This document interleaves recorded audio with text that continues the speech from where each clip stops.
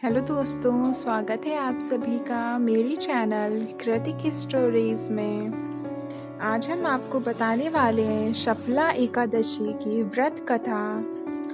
सफला एकादशी की व्रत कथा किस प्रकार है और वीडियो को पूरा जरूर देखिएगा। चलिए बताते हैं। महाराज युधिष्ठिर ने पूछा, हे जनार्दन, पौष कृष्ण एकादशी का क्या नाम है? उस दिन कौन से देवता का पूजन किया जाता है और उसकी क्या विधि है? कृपया मुझे बताएं।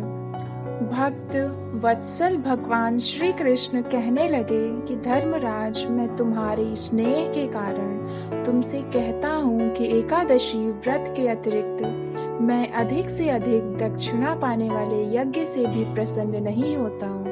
अतः इसे अत्यंत भक्ति और श्रद्धा से युक्त होकर करें। हे राजन, द्वादशी युक्त पौष कृष्ण एकादशी का महात्म तुम एकाग्रचित होकर सुनो। इस एकादशी का नाम सफला एकादशी है। इस एकादशी के देवता श्री नारायण हैं। विधि पूर्वक इस व्रत को करना चाहिए।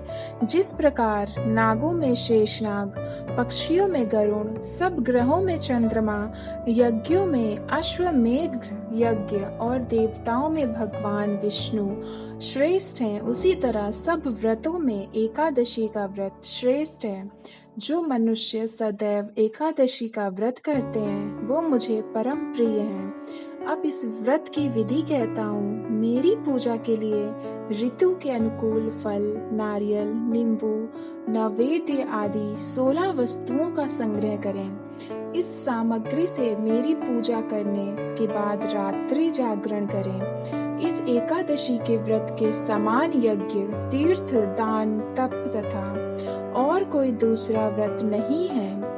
5000 वर्ष तप करने से जो फल मिलता है उससे भी अधिक सफला एकादशी का व्रत करने से मिलता है। हे राजन, अब आप इस एकादशी की कथा सुनिए।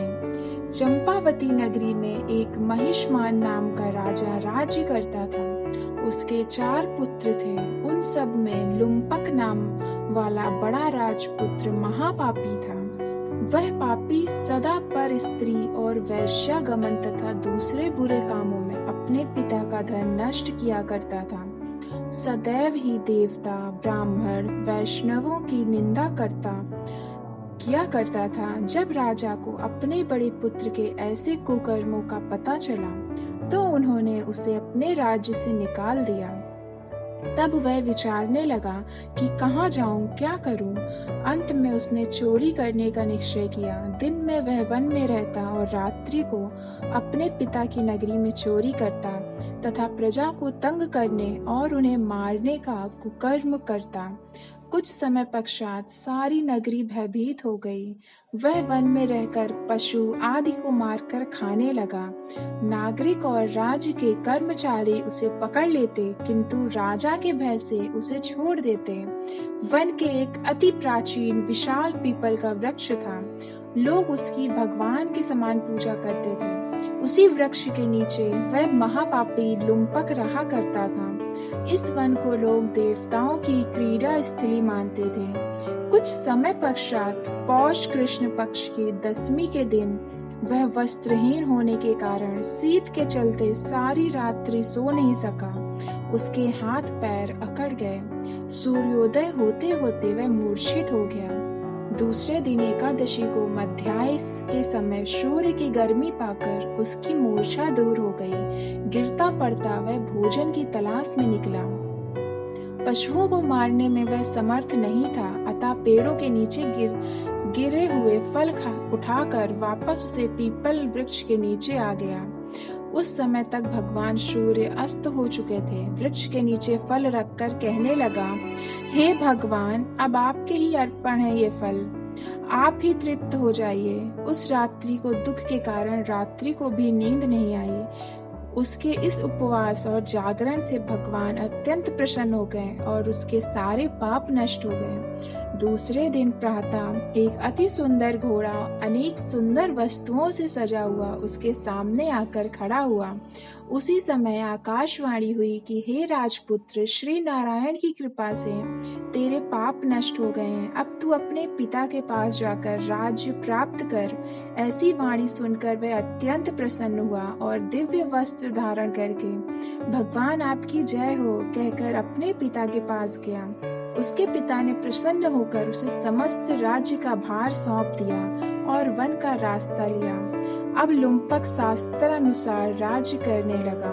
उसके स्त्री, पुत्र आदि सारा कुटुंब भगवान नारायण का परम भक्त हो गया। वृद्ध होने पर भी वह अपने पुत्र को राज्य का भार सौंपकर वन में तपस्या करने चला गया और अंत समय में वैकुंठ को प्राप्त हुआ।